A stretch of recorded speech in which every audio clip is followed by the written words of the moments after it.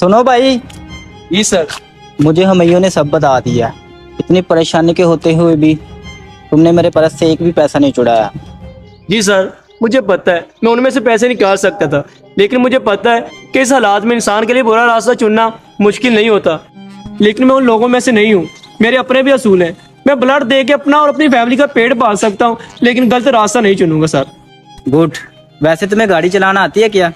जी sir, आती है मुझे गाड़ी। अच्छा, तो ठीक है, फिर कल से मेरे पास जॉब पर आ जाओ। वैसे भी मुझे एक अदद ड्राइवर की जरूरत थी। सर बहुत शुक्रिया। अरे शुक्रिया की कोई बात नहीं है भाई, तुमने भी तो मेरा पर्स वापस किया है ना। सर बहुत शुक्रिया। हाँ ठीक है, कल से याद से आ जाना फिर। हैं? जी सर।